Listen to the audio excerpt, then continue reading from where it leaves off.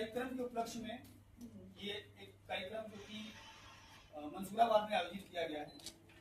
चूंकि पत्रकार बंधुओं को वहां तक आने में काफी समस्या हो जाती, तो उस वजह से उस कार्यक्रम का जो प्रेस कॉन्फ्रेंस है हम लोगों ने यहाँ पे रखा, जिससे कि आप लोगों को आसानी से प्रेस वार्ता को सारी जो भी न्यूज है उसके बारे में।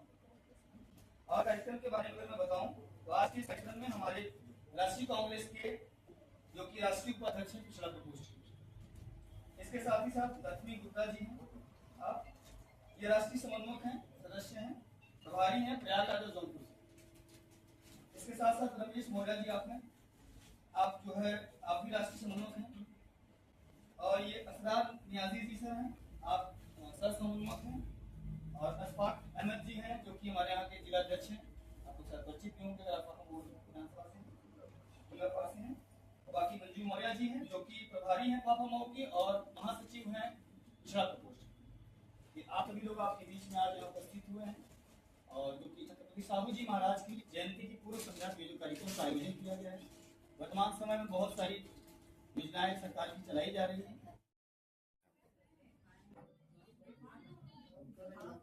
साहू जी महाराज की जयंती का ये पूरा पखवाड़ा चल रहा है और उसी तारतम्य में आज पापा विधानसभा में मना रहे हैं।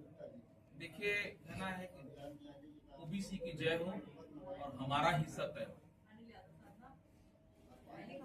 बाबा साहब अम्बेडकर ने बोला था कि शिक्षा और शेरनी का जितना पिएगा उतना दहाड़ेगा।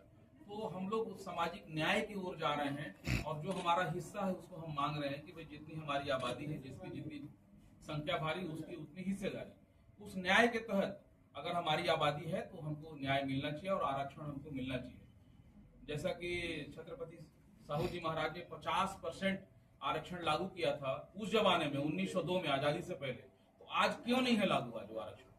जबकि हमारी जनसंख्या आज उत्तर प्रदेश में भी हम देखें तो 65 से 70% की जनसंख्या है, लेकिन कितना आरक्षण हमको मिल रहा है? ये हम जननायक हमारे जो न्याय योद्धा है राहुल गांधी जी, उनके विचारों को लेकर के, उनके संदेशों को लेकर के प्रसारित करने के लिए जगह जगह हम लोग जा रहे हैं और हर महापुरुष की जन्म जयंती मना रहे हैं। आप लोगों ने कई मुद्दे उठाए हैं, चाहे राम मंदिर का मुद्दा हो और चाहे बीते कल लखनऊ में जो घटना हुई उसको लेकर, तो आप लोग किस तरीके की मांग है? लखनऊ में आज जो घटना हुई है उस पर हम दुख व्यक्त करते हैं और साथ ही अभी कुछ देर पहले भी ब्रीफ के समय में मैं बोला था कि हर जिस बच्चे का भी इंतकाल हो गया, जो दुखद घटना में जिनकी मृत्यु हो गई, उनको 5-5 करोड़ रुपए मुआवजा दिया जाए और उनके परिवार में हर एक व्यक्ति को नौकरी मिले।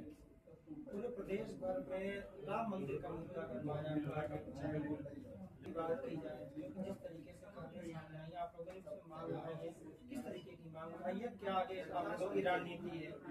हमारे न्याय योद्धा राहुल गांधी जी जो आज देश के विपक्ष के नेता है, उनका स्पष्ट मानना है कि इस देश में अब सामाजिक न्याय होकर रहेगी, जिसकी जितनी संख्या होगी उसकी उतनी भागीदारी मिलकर रहेगी। इसको भटकाने के लिए ये हिंदू मुस्लिम और मंदिर मस्जिद किया जा रहा है, जबकि हम लोग का कांग्रेस में ओबीसी के डिपार्टमेंट तो कांग्रेस की तरफ से हमारे न्याय योद्धा राहुल जी का स्पष्ट निर्देश है कि अब शोषित वंचितों और जो भी पिछड़ों है उसका अधिकार, उसका जितना जनसंख्या होगा उतनी उसकी भागीदारी मिलेगी। इसी के एवज में जब छत्रपति साहू जी महाराज 1902 में वंचितों, पिछड़ों, शोषितों के लिए 50% नौकरियां में आरक्षण दिए थे, तो ऐसे महापुरुषों को हम लोग याद कर रहे हैं। ऐसे महापुरुषों के पद चिन्ह पर ही हमारे न्याय योद्धा राहुल जी चल रहे हैं और ऐसे महापुरुषों को जो लड़ाई लड़े उस लड़ाई को हम लोग याद करके और उनको लड़ाई को आगे बढ़ा रहे हैं।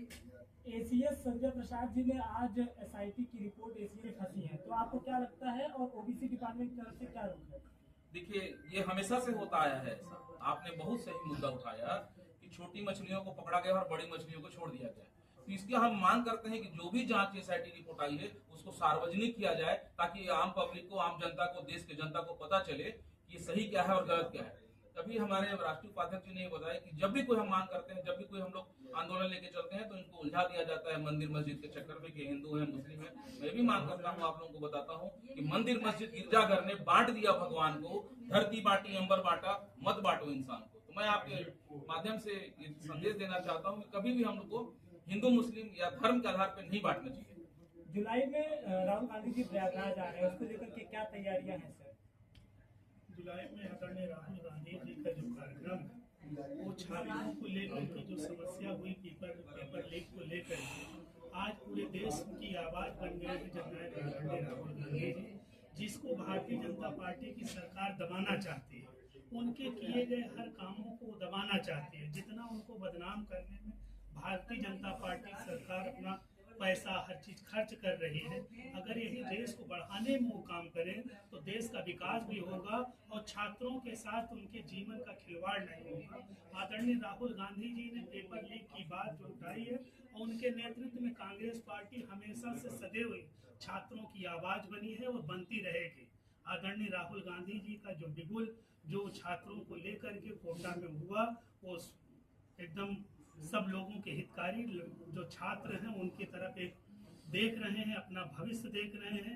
आदरणीय राहुल गांधी जी का यह मानना है कि जो छात्र हैं वो कल के भविष्य हैं। उनके भविष्य को बनाने के लिए, उनके उज्जवल भविष्य की कामना के लिए आदरणीय राहुल गांधी जी आगे आ रहे हैं। राम मंदिर